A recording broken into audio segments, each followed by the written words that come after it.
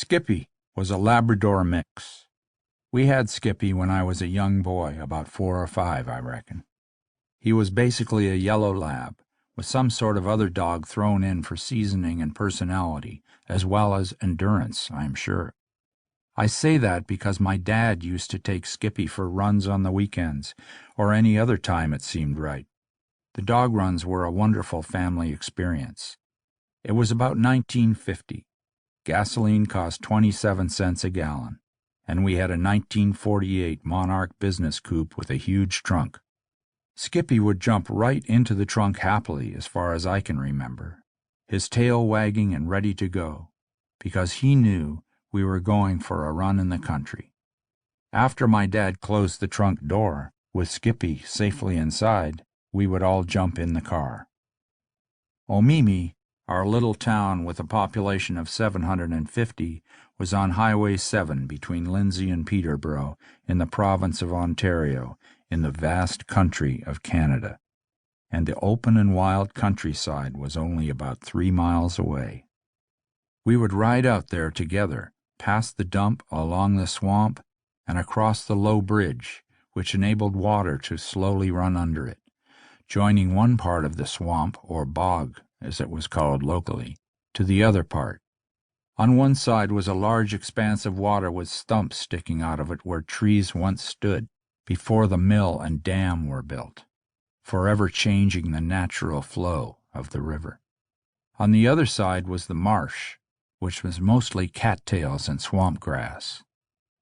At the far end of the bog, at the dam, farmers would bring in their crops to the mill to have them ground by the grinding wheel, which was turned by water running under the mill hitting a big paddle wheel.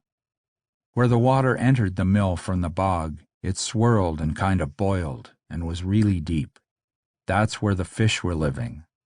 Once, while my mom and dad were visiting friends who lived near the mill for dinner, instead of sitting around bored while they talked and drank, I went down to the mill at sunset and caught some frogs, put them on my line, and nabbed 3 or 4 really big bass, which I proudly brought back to the party. Back in the car, though, when we got across the low bridge, it was obvious that we were on a road that was built on an old abandoned railroad line. It was straight, narrow, and all overgrown with trees. The surface was smooth for miles. We would cruise along on our old gravel road through a beautiful leafy tunnel of multicolors, the sun streaming down through them. When Daddy stopped the car, I would get out with him while he opened the trunk and let Skippy out. Then we would get back in the car and away we would go, with Skippy running behind. After a few miles, we would reach the Hog's Back, a road that took off into the hills. Cedar rail fences anchored every 50 feet or so with rock piles ran along on both sides of the Hog's Back, a more primitive and much rougher road. It went up and down hills, had big rocks on it, and had grass growing right out of the middle of it. We had to go real slow. Often Skippy would see a groundhog and take off after it, howling and barking.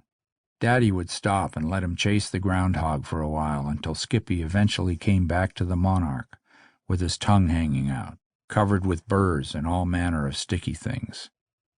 Skippy never caught a groundhog, to my knowledge, although he had a great time trying. Then we would slowly crawl along the Hog's Back in the Monarch until we got to a little pond in a farmer's field where Skippy would drink and drink.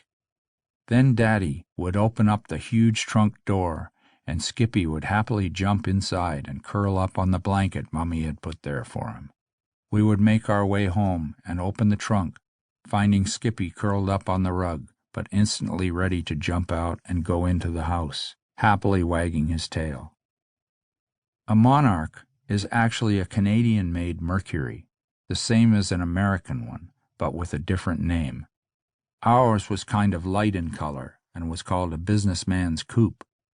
So named, I think, because it had that huge trunk for putting products in to make an instant sale. This was really a working man's car. No frills. I seem to remember ours had a small back seat, although some of them didn't. It was simple and comfortable, with cloth upholstery. My earliest recollection of the 1948 Monarch was at a place called Jackson's Point, where we lived on the lake for a while before the family moved to Omemee. I vividly recall it in our driveway in Omemee, but it was soon replaced with a four-door sedan.